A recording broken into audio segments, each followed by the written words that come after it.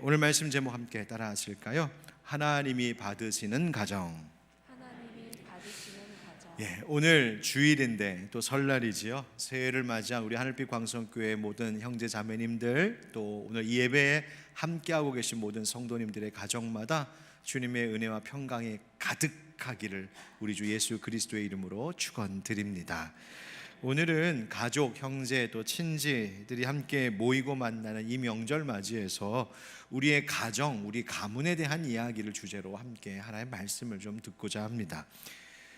반석 위에 세우소서. 올해 하나님께서 우리 교회에 주신 표를 정하고 묵상하면서 저는 기도하는, 소원하는 바가 하나 있었습니다. 그것은 이 하늘빛 광성교회가 믿음의 반석 위에 굳게 서는 것은 물론이거니와 이 교회에 속한 우리 성도님들의 모든 가정들이 성경 말씀 위에, 믿음 위에, 우리 예수님 위에 마치 반석 위에 재어지는 든든한 집과 같이 우리의 가정도 가문도 그렇게 세워지면 좋겠다 하는 마음이었습니다.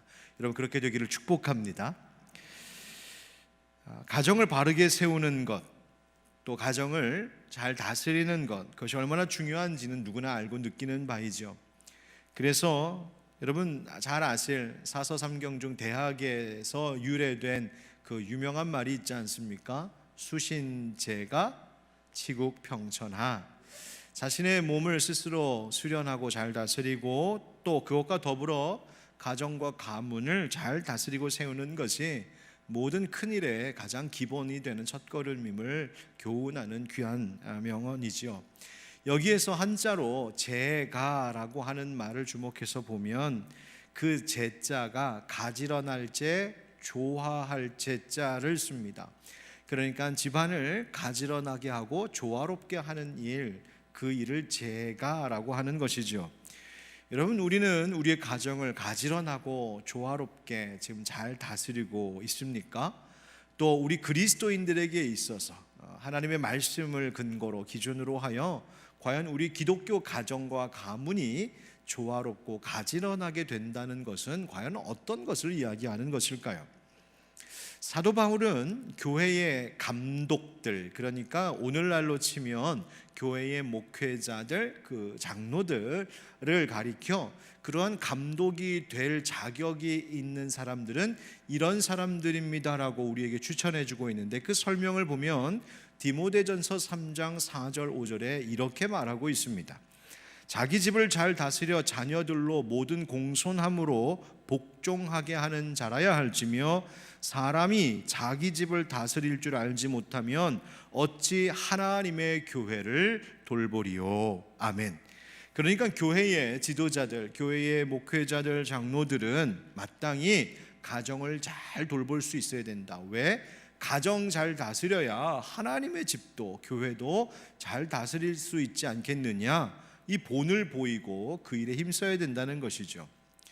그럼 우리 집사님들, 권사님들 별로 상관없는 이야기일까요? 아닙니다.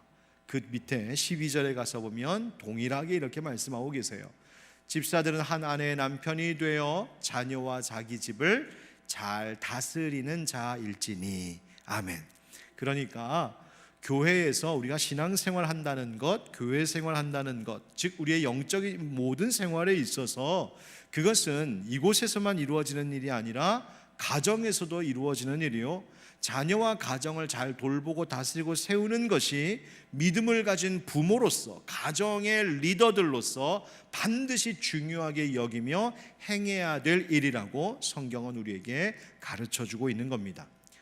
구약성경 잠언 22장에도 그 유명한 가르침이 있죠. 마땅히 행할 길을 아이에게 가르치라. 그리하면 늙어도 그것을 떠나지 아니하리라. 아멘. 늙어도 그것을 떠나지 아니하리라. 이 말씀을 공동번역에서는 아예 우리말에 있는 격언으로 번역을 했습니다. 뭐라고 되어 있냐면 3살 버릇 80까지 간다. 아예 성경에 그렇게 기록되어 있습니다. 즉 마땅히 따르고 걸어야 할 인생의 길이 있고 그것을 어려서부터 가정에서 가르치라는 하나님의 말씀이죠. 하나님의 기뻐하실 삶의 도가 가정에서 가르쳐져야 하고 그렇게 살아가야 된다고 말씀하시는 겁니다. 신앙의 거룩한 습관들이 일찍부터 우리 어린 아이들의 마음판에 새겨져야 하고 그것이 평생에 영향을 미칠 것이라고 말씀하시는 것이죠. 그리고 그것이 결국 한 가정, 한 가문을 든든히 반석과 같이 세우는 기초가 되는 것입니다. 여러분, 그런데요, 제가 결혼하고 아이를 낳고 가정을 이렇게 이끌어오다 보니까 이 가정을 하나님 뜻에 합당하게 잘 다스린다는 것이 이게 참 쉽지 않은 일이구나 라는 것을 갈수록 더 깨닫습니다. 자녀들을 믿음으로 바르게 가르치고 양육하는 것, 목사님이니까 오죽 잘하시겠어요. 여러분, 천만의 말씀이요. 얼마나 헤매는지 모릅니다. 얼마나 실수도 많은지 모릅니다.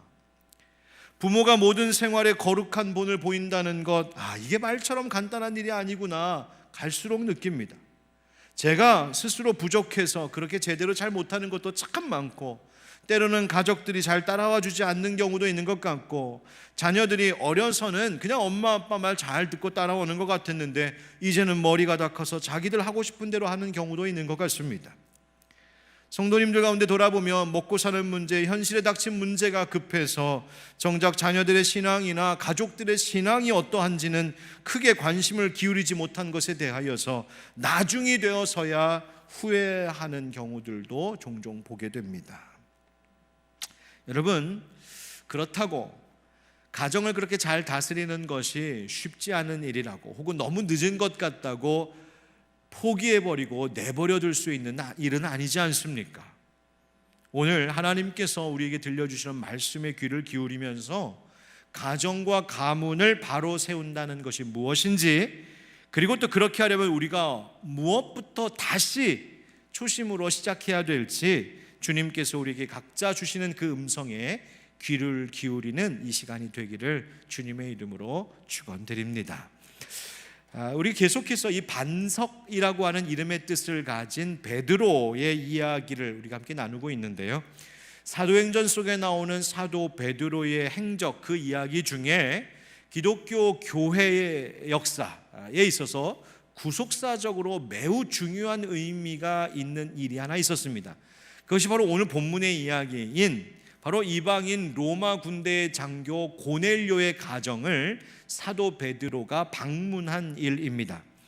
이 일이 왜 중요하냐면, 베드로가 이 가정을 방문하고 그래서 고넬료와 그의 가족들이 예수 그리스도를 믿는 그 믿음으로 회심하게 된 이 사건을 통하여 그들이, 이 가정이, 고넬료의 가정이 말하자면 제1호 이방인 출신 기독교 가정이 되었기 때문입니다.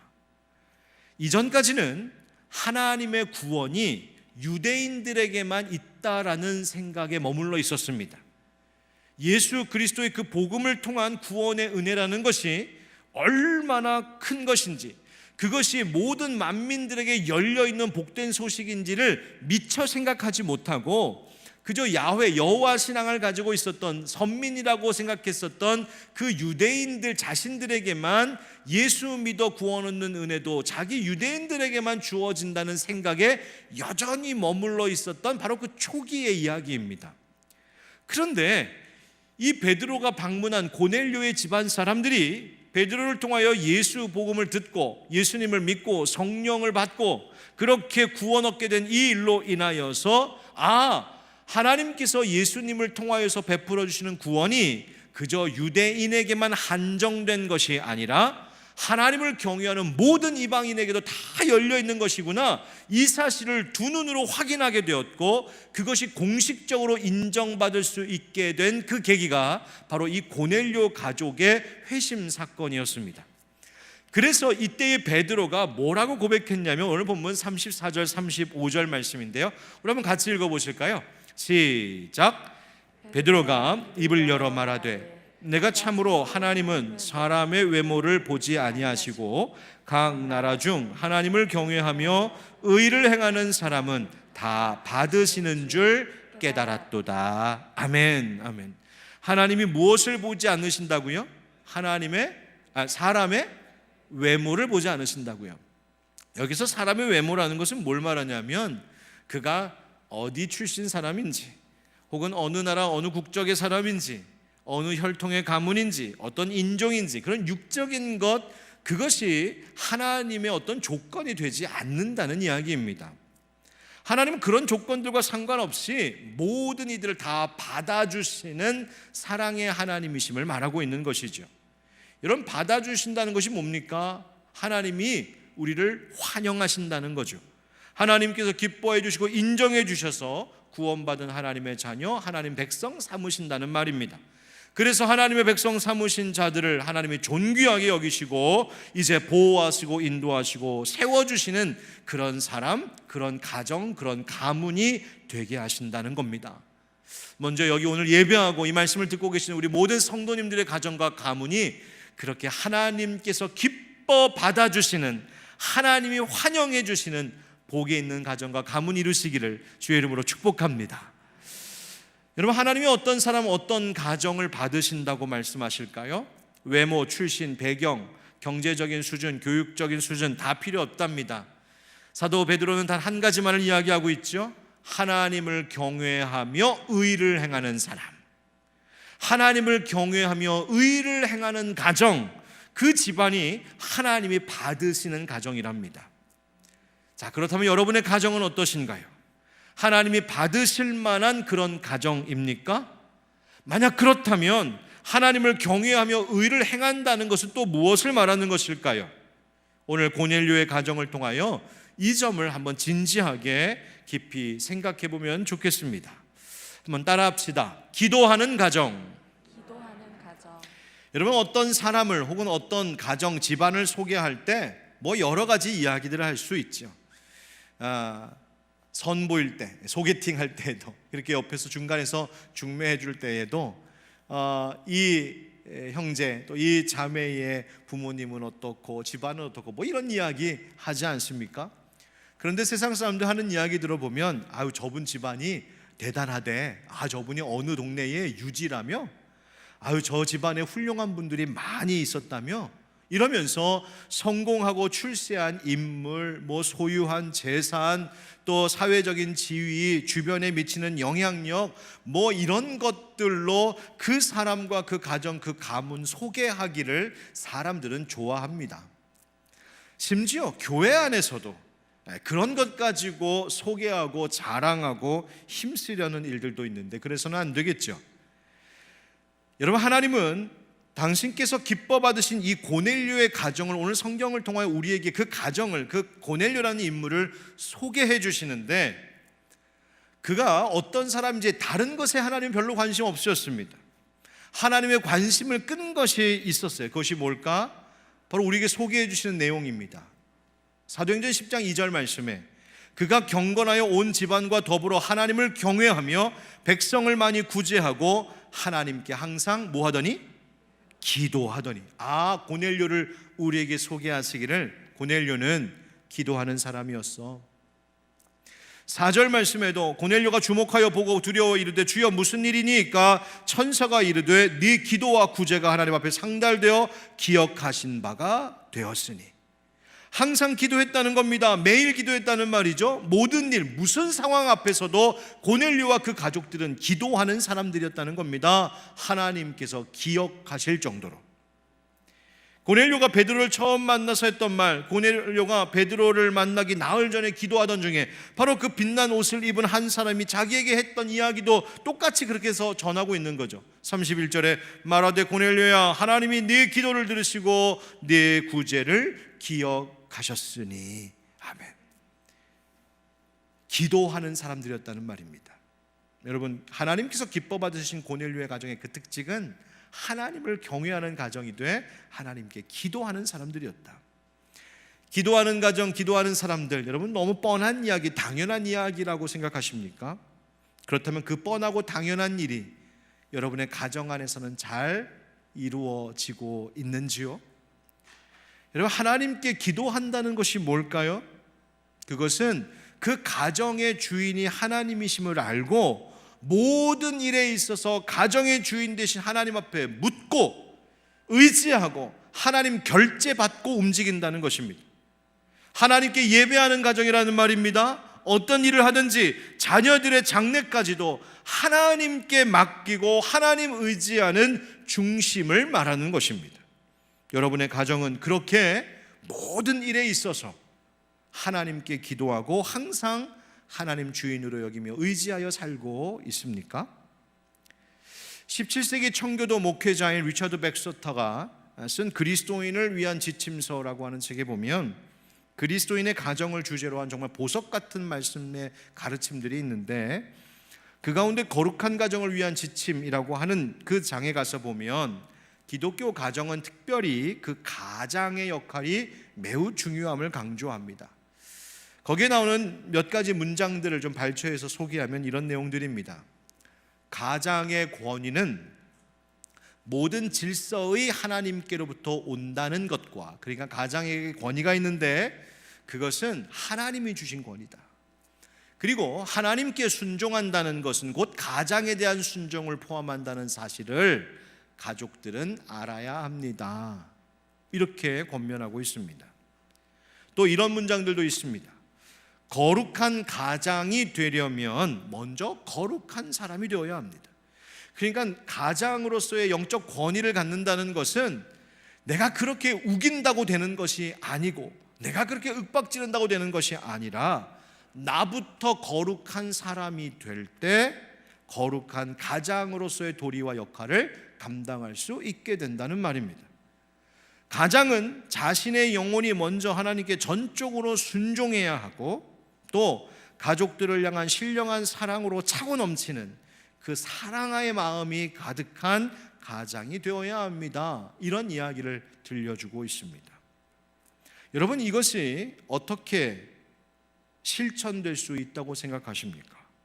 하나님께 순종하는 가장이 되는 것, 또 그런 가족들 되는 것, 하나님 앞에 먼저 거룩한 사람으로 각자가 서는 것, 하나님께 대한 전적인 순종의 마음뿐만 아니라 그 마음으로 가족들을 향한 넘치는 사랑으로 가족들을 날마다 대하는 것, 여러분, 이렇게 할 수 있는 힘이 어디서 오는 것일까요?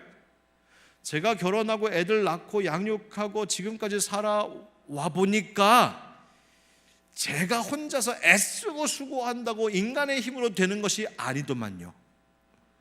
이게 내가 혼자 열심히 한다고 되는 일이 아닙니다.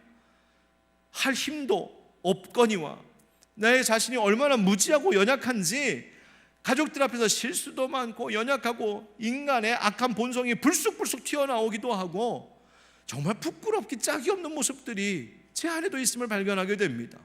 그래서 지금 이 리처드 백스터가 권면하고 있는 이 말과 같은 가장이 된다는 것, 인간적인 노력만 가지고는 하기에는 역부족이구나 깨닫습니다. 그래서 어떻게 하게 됩니까? 하나님 앞에 엎드려 기도하지 않으면 안 되더라는 말입니다. 하나님 앞에 엎드려 기도하여서 하나님의 지혜와 능력을 받지 않으면 가족을 그렇게 다스릴 수가 없습니다. 하나님 앞에 엎드려서 그 기도의 시간을 통하여 하나님의 손에 빚어짐으로 성령의 은혜 받아 내 마음이 넉넉해지지 않으면 가족들 받아주기가 쉽지 않습니다. 기도하면서 예수님의 성품으로 내가 덧입지 않으면 가족들을 그렇게 사랑하고 살뜰히 보살피는 건 쉽지 않더라는 말입니다. 그래서 성경은 가장들에게, 그리고 모든 가족 구성원들에게 너희의 가정이, 너희의 가문이 하나님 받으시기를 원하는 가정 되기를 원한다면 엎드려 기도해야 한다고 말씀하고 계신 것입니다. 디모데전서 2장 8절 말씀에 그러므로 각처에서 남자들이 분노와 다툼이 없이 거룩한 손을 들어 기도하기를 원하노라. 아멘. 각처에서 남자들이, 여러분, 이 각처에서 남자들이 기도하라고 하신 말씀이 뭐겠습니까? 교회뿐만 아니라 우리의 가정에서 남자들이, 가장들이 기도할 수 있어야 된다는 말입니다. 직장에서, 일터에서도 기도해야 된다는 말입니다. 모든 자리에서 기도하는 자들 되어야 된다는 말입니다. 골로새서 4장에 기도를 계속하고 기도에 감사함으로 깨어있으라 하십니다. 로마서 12장에 소망 중에 즐거워하며 환난 중에 참으며 기도에 항상 힘쓰라 하시죠. 에베소서 6장에도 모든 기도와 간구를 하되 항상 성령 안에서 기도하라 하십니다. 데살로니가전서 5장 말씀에 쉬지 말고 기도하라 하십니다. 무슨 뜻입니까? 어디서든 기도하라는 것, 그러니 가정에서도 기도하라는 것이죠. 무슨 일에든지 기도하라 하셨으니 가정에서 일어나는 모든 일들도 기도해야 될 일이라고 하시는 거죠. 항상 기도하라 하셨으니 홀로 있을 때든지 가족들과 함께 있을 때든지 가정에 좋은 일이 있을 때든지 슬픈 일이 있을 때든지 결국 우리의 가정을 반석 위에 세우는 일은 내가 엎드려 그 자리에서 기도할 때 된다는 이야기입니다. 여러분, 가정에서 기도하시고 가족들 위해서 꼭 기도하십시오. 서로의 기도 제목을 구체적으로 깊이 나누시기를 바랍니다. 여러분, 제가 여러분께 한번 묻겠습니다. 한번 스스로 점검해 보세요. 요즘 여러분들의 자녀들이 무엇을 위해 지금 기도하는지, 또 어떤 기도가 필요한지 이런 구체적으로 알고 계십니까? 여러분의 남편, 여러분의 아내가 요즘 무엇을 가지고 기도하고 있는지 알고 계세요? 은혜 충만, 성령 충만, 영육의 강건함, 이건 당연한 것이고요. 그거 말고 구체적으로 지금 기도하고 있는 것이 뭔지 아시냔 말입니다. 여러분의 부모님, 여러분의 형제 자매들이 무엇으로 올 한 해를 시작하며 기도하고 있는지 아십니까? 생각해 보니 구체적으로는 잘 모르겠네 싶으시면 이번 설 명절 동안 다른 대화하기보다 물어보십시오. 기도 제목이 뭐예요? 기도 제목이 뭐니? 내가 당신을 위해 기도하겠습니다. 내가 너를 위해 기도해 줄게. 여러분, 그 기도의 제목을 묻고 나누십시오. 바로 거기에, 그 대화에 우리 성령님의 위로와 평강이 임하게 될 줄 믿습니다. 여러분, 무슨 일에도 항상 기도하는 사람들이 있고 기도의 자리가 늘 마련되어 있는 그 가정, 그래서 기도하며 예배하는 것을 삶의 가장 중요한 시간으로 여기는 그 가정, 여러분, 그런 가정 어찌 하나님께서 기뻐 받아주시지 않으시겠습니까? 오늘 설 한 해를 시작하는 이때에 다시 한번 우리의 가정이 기도하는 가정, 주께 엎드려 예배하는 가정 되기를 간절히 소원하고 또 그렇게 실천하는 우리 모두가 되길 주의 이름으로 축복합니다. 두 번째 따라합시다. 섬기는 가정. 섬기는 가정. 여러분, 고넬료와 그 가정이 그리스도인 가정의 대표적인 본이 되는 이유가 무엇이냐면 그들이 이방인임에도 불구하고 여호와 하나님을 경외하는 신앙을 가졌다는 것과 더불어 그 신앙이 말로만, 마음으로만 있는 신앙이 아니라 행함으로 이어지는 실천이 있는 신앙인들이었다는 점입니다. 즉, 고넬료와 그의 가족은 사람들, 이웃들을 구제하는 섬김의 행함이 있던 가정이었습니다. 그래서 그 가정이 기도했다라는 것 말고 성경이 우리에게 또 강조하고 있는 바가 바로 이것이죠. 2절 말씀에 백성을 많이 구제하고, 4절에도 구제가 하나님 앞에 상달되어 기억하신 바가 되었으니, 그리고 31절에도 말하되 고넬료야, 하나님이 네 기도를 들으시고 네 구제를 기억하셨으니. 아멘. 여러분, 고넬료는 로마 군대의 장교였습니다.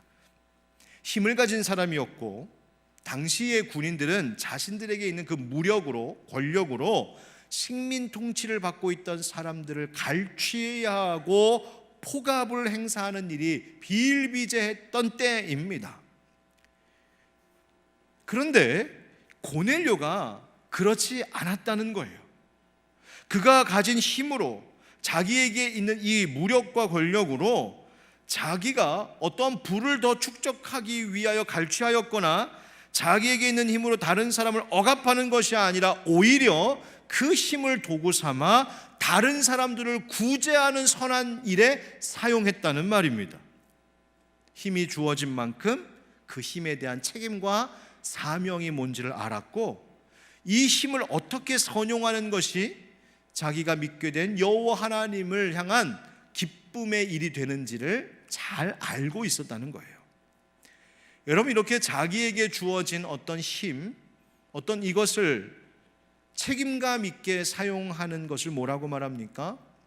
사회 용어에서 그것을 노블리스 오블리제라는 말을 통하여 설명하기도 합니다. 많이 들어보셨죠?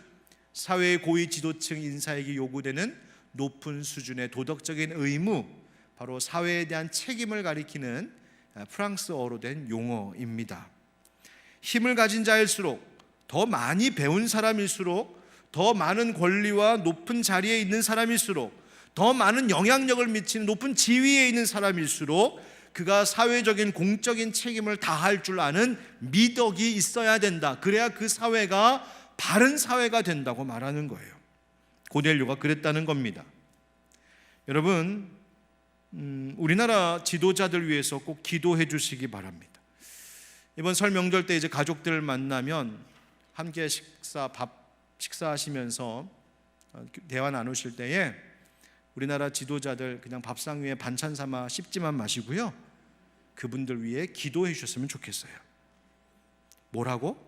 바로 그분들에게 부여된, 국민들이 부여한 그 힘을 가지고 자기의 소유를 더 취하고 더 높아지고 자기 반대하는 정치적 적수들을 적대하고 보복하는 그런 것에만 쓰지 말고 제발 국민들을 위해, 약자들을 위해 자기들에게 부여된 그 힘과 권리를, 의무를 선용할 수 있는 지도자들 되게 해달라고 여러분 기도해 주시기 바랍니다. 이 고넬료의 모습이 바로 그런 것이었고, 고넬료의 것이 신앙이었고 성품이며 인격이었다는 말이죠. 그는 입으로만 기도한 것이 아니라 기도한 것처럼 살았던 사람이었다는 말입니다. 성경에서 구제라고 하는 말이 반복해서 나오는데, 이 구제라는 말은 헬라어로 엘레모시네라고 하는데, 이것은 그냥 누군가에게 적선하듯 뭐 나누어주는 이 행위만을 의미하는 것이 아닙니다. 이 말은 다른 어려운 사람을 보았을 때에 그 사람에게 대하여 갖게 되는 긍휼의 마음, 공감의 마음, 자비의 마음을 표현하는 겁니다. 그리고 그 긍휼의 마음이 마음과 생각으로만 있는 것이 아니라 행위로 따라오는 것, 그것을 두고 말하는 것이 엘레모시네라는 바로 구제라는 말입니다.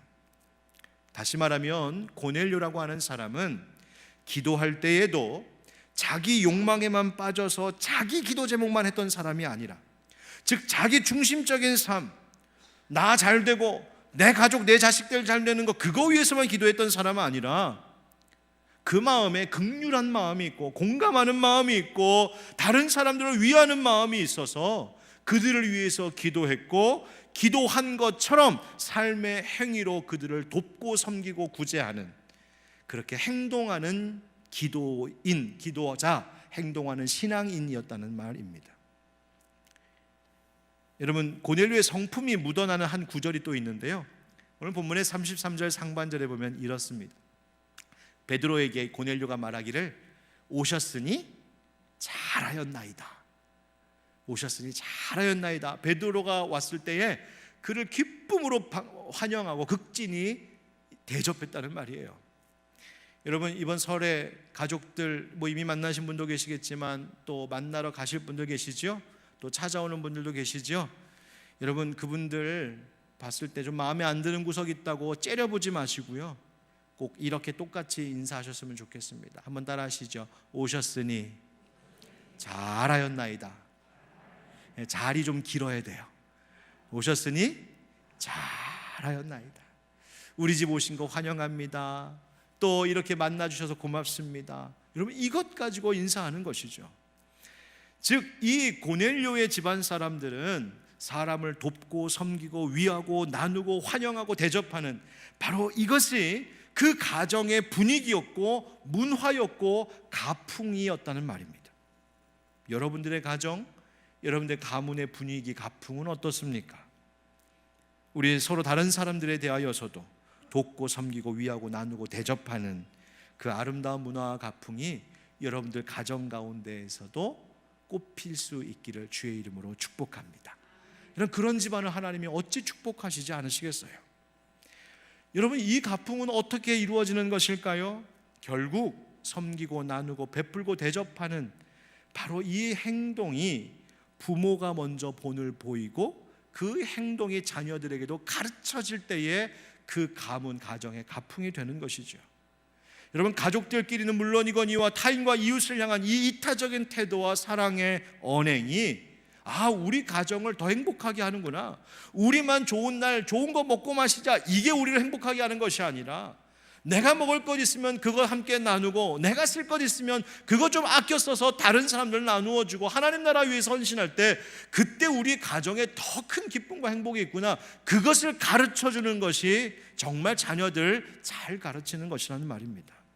그러니 여러분, 이번 설 명절뿐만 아니라 올 한 해 사시는 동안에 고마운 분들께는 이렇게 감사하는 거야 먼저 보여줄 수 있어야 되고, 어려운 분들에게는 이렇게 함께 나누는 거야 실천하는 거 보여줄 수 있어야 되고, 교회와 하나님 나라 선한 사역을 위하여 시간과 물질로 봉사하는 것, 그렇게 받는 것보다 주는 것이 더 복되고 행복한 일임을 몸소 우리가 가정에서 보여줄 때, 우리의 자녀들이 그 마땅히 배워야 할 도를 배워 이것이 우리 가정, 우리 가문의 가풍이 되고 교훈이 되고 지혜가 되어 하나님께서 기뻐 받으실 만한 반석 같은 집 되게 하실 줄 믿습니다.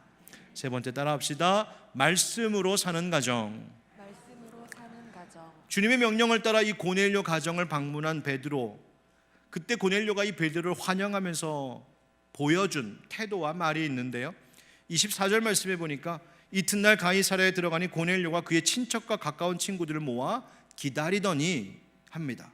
즉 베드로가 올 것을 주님께서 가르쳐 주셨고, 그것을 믿고 자기만 기다린 것이 아니라 가족들, 친구들, 이웃들을 다 불러 집안에 모이겠다는 겁니다. 왜 그랬을까? 그 다음 이어지는 33절 말씀 때문에 알 수 있습니다. 이제 우리는 주께서 당신에게 명하신 모든 것을 뭐 하려고? 듣고자 하여 다 하나님 앞에 있나이다. 아멘. 즉 뭐 하려고 지금 모였다는 거예요? 하나님 말씀 듣겠다고 모인 것입니다. 실제로 베드로가 예수 그리스도의 복음의 말씀을 전하였을 때 어떤 일이 벌어졌습니까? 44절에 베드로가 이 말을 할 때에 성령이 말씀 듣는 모든 사람에게 내려오시니. 아멘. 성령이 어디에 내려오셨다고요? 말씀 듣는 모든 사람들에게. 말씀 듣는 모든 사람. 여러분, 말씀이 있는 가정에 성령께서 역사하시는 줄 믿습니다. 여러분 잘 보십시오. 이 사람들이 화려한 악기 연주와 함께 막 찬양하고 있었던 것도 아니었고요, 또 뜨겁게 울며 불며 기도하고 있었던 것도 아니었어요, 사실은. 그러다 하나님의 말씀을 잠잠히 듣고 있을 때에 그 예수 그리스도 복음의 말씀이 귀에 들리기 시작했고, 그 말씀을 받아들이고 믿었을 때 예수 믿는 역사가 일어나기 시작하죠. 성령님이 임하시기 시작하죠. 그리고 방언으로 기도하기 시작하죠. 그리고 예수 그리스도의 이름으로 세례까지 받게 되었죠. 고넬료가 했던 말, 모든 것을 듣고자 하여 하나님 앞에 있나이다. 여러분, 하나님 앞에서 산다는 것이 무엇일까요? 우리의 가정이 하나님 앞에 있다는 것이 무엇일까요? 바로 주의 말씀이 그 가정의 중심이 될 때, 말씀 때문에 함께 모일 때에 그 가정이 하나님 기뻐하시는, 받으시는 가정 되는 줄 믿습니다. 여러분, 성도님들 가운데 이런 가정들이 많이 계신 것을 알고 제가 참 감사합니다.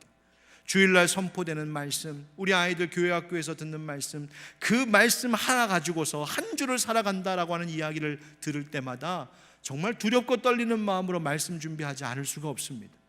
어려움과 위기 속에서도 한마디의 말씀 붙들고 견뎌내고 계신 가정들을 보면 그분들 위해 기도하지 않을 수가 없습니다. 여러분, 우리가 우리의 자녀들에게 무엇을 물려줄 수 있을까요?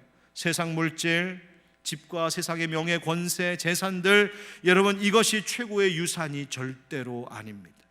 하나님의 말씀 물려주는 것이 유산임을 기억하시기 바랍니다. 부모님이 쓰시던 성경책, 다 헐고 낡아빠진 성경책, 그거 딸랑 하나 물려받은 분 계십니까? 왜 나는 남들처럼 이것도 저것도 못 받았지? 다른 집안 부러워하고 계신 분 계신가요? 여러분, 부모님으로부터 쓰시던 성경책 물려받았다면 세상에서 무엇과도 바꿀 수 없는 가장 귀한 것 유산으로 받은 줄로 아시기 바랍니다. 성경을 읽고 쓰시던 어머니 아버지, 우리 어머니 아버지는 배운 것도 없고 사회적으로도 그렇게 높은 분 아니었고 그냥 늘 평생 일하시다가, 그런데 그냥 늘 성경 쓰시고 읽으시고 외우시고 그저 말씀 붙들고 사신 어머니 아버지 기억하십니까? 여러분, 여러분의 어머니 아버지가 세상에서 가장 지혜로운 분이셨음을 여러분 잊지 마시기 바랍니다. 여러분들은 우리 아이들이 올해 한 해를 시작하면서 어떤 말씀을 받았다고 알고 계십니까? 우리 자녀들이 받은 말씀이 무엇인지 알고 계신가요? 그 이야기들을 가정에서 나누셔야 된다는 말입니다. 시편 112편에 이런 말씀이 있습니다. 한번 같이 읽어보시죠. 시작. 할렐루야. 여호와를 경외하며 그의 계명을 크게 즐거워하는 자는 복이 있도다. 그의 후손이 땅에서 강성하며 정직한 자들의 후손에게 복이 있으리로다. 아멘. 하나님 말씀 읽고 가르치는 소리가 멈추지 않는 가정. 부모가 자녀들을 훈육할 때에도 그저 내 감정이 아니라 하나님 말씀을 근거로 아이들을 가르치고 훈육하는 가정. 여러분, 그 말씀이 있는 가정 하나님 기뻐 받으실 줄 믿습니다. 바로 이 신앙의 기본기를 새롭게 다짐해야 된다는 말입니다. 여러분, 가정을 거룩하게 다스린다는 것, 그것은 우리 가족들만의 이야기가 아니라 사실은 세상을 바꾸는 일입니다. 하나님의 관점에서 보면 말씀과 기도로 바뀌고 거듭나는 그 가정을 하나 이루시고 또 하나 둘 셋 넷 이루심을 통하여 세상을 바꾸는 일이니, 내가 오늘 우리의 가족들과 함께 말씀을 붙들고 오늘 함께 자녀들을 위해서 기도하는 것, 이것이 사실은 하나님의 관점에서 보면 이 세상과 이 시대를 변혁시키는 위대한 일임을 여러분 잊지 마시기 바랍니다. 한 가지 여러분 오해하지 말아야 될 것 있습니다. 제가 이 말씀은 1부, 2부 때는 안 했어요. 3부에 오신 분들 특별히 제가, 여러분, 기도하는 것, 섬기는 것, 말씀 사랑하는 것, 여러분, 이것은 그냥 그 행위만 있다고 해서 되는 것은 아닙니다. 중요한 것은 그 기도와 섬김, 말씀의 생활을 통하여 실제로 내가 예수님 닮아가고 있는가, 여기에 초점을 두셔야 됩니다. 어느 교회에 새로 부임하신 목사님이 각 가정마다 신방을 다니기 시작하셨는데요, 어느 가정 신방을 다녀오셨습니다. 목사님이 다녀가신 그날 퇴근한 남편이 아내에게 물었어요. 여보, 오늘 목사님 신방 다녀가셨지? 뭐라고 하시던가? 아, 목사님이 이렇게 물으셨어요. 이 집에 예수님이 함께 하고 계시냐고요. 근데 제가 무슨 뜻인지 모르겠더라고요. 남편이 버럭 화를 내면서, 아니, 그러면 그냥 우리 집안 점잖고 훌륭한 가문의 자손이라고 말하면 되는 것 아니었어? 그러자 아내가, 아우, 저도 그렇게 말하려고 했는데 목사님이 물어보신 게 그게 아니었어요. 다시 남편이, 그러면 우리 식구 매일 기도도 하고 열심히 성경책도 읽고 있다고 말하면 됐잖아. 아이, 그런데 그것도 목사님이 물으신 게 아니었어요. 아이, 그러면 우리 식구들 매주일 항상 교회에 빠짐없이 출석한다고 말씀드리면 되지 않소? 아니요, 목사님이 물으신 건 그것 아니었어요. 목사님이 물으신 건 예수님이 이 집에 계시냐고 물었단 말이에요. 그날부터 이 부부가 고민에 빠지기 시작했어요. 도대체 그 물음이 뭘까? 그리고 어떤 습관이 생겼을까요? 무슨 일을 하든 예수님이 우리 집과 함께하고 계신가? 늘 그것을 묻고 생각하기 시작했어요. 그때부터 그 가정이 놀랍게 변화되어져 갔다는 하나님 나라 전설 따라 삼천리 이야기. 여러분, 가정에서 기도하고 섬기시고 말씀 앞에 모이는 일 열심히 하시되 그 일이 예수님 모시는 일 되기를 주님의 이름으로 축원드립니다. 그때 우리의 가정이 반석 위에 굳게 서게 될 줄 믿습니다. 따라하실까요? 하나님이 받으시는 가정, 하나님이 받으시는 기도하는 가정, 섬기는 가정, 말씀으로 사는 가정. 오늘은 말씀 끝에 기도를 우리 찬송가 559장을 함께 부르는 것으로 그 기도를 대신하면 좋겠습니다. 찬송가 559장, 사철의 봄바람 불어있고, 우리 함께 기도하는 마음으로 찬양합시다. 사철의 봄바람 불어있고 하나님 아버지 모셨으니 믿음의 반석도 든든하다. 우리 집 즐거운 동산이라. 어버이 우리를 고이시. 동기들 사랑에 뭉쳐있고, 동기들 사랑에 뭉쳐있고, 기쁨과 설움도 같이 한간의 초가도 천국이나 한간의 초가도 천국이. 고마워라 고마워라 임마누엘 예수만 섬기는 우리 집 고마워라 임마누엘 복되고 즐거운 하루하 아침과 저녁에 수고하여 다 같이 일하는 온 식구가 한 상에 둘러서 먹고 마셔 여기가 우리의 낙원이라 고마워라 임마누엘 예수만 섬기는 우리 집 고마워라 임마누엘 복되고 즐거운 하루하루 기도하겠습니다. 하나님, 그런 가정 되기를 원합니다. 기도하는 가정, 서로를 섬기고 베풀고 나누는 가정, 하나님 말씀으로 사는 가정, 예수님 모시는 가정, 하나님 기뻐 받으시는 우리 가정과 가문 되기를 원합니다. 설을 맞이하여 다시 한번 다짐하는 이 날이 되게 하여 주시옵소서. 그동안 실천에 부족했던 것 있거든 다시 이번 설 명절을 통하여서 우리가 어떻게 이것을 실천할 수 있을지 가족들과 함께 이야기 나누게 하시고 서로의 기도 제목을 묻게 하시고 함께 기도하는 일이 있는 이 명절이 되게 하여 주옵소서.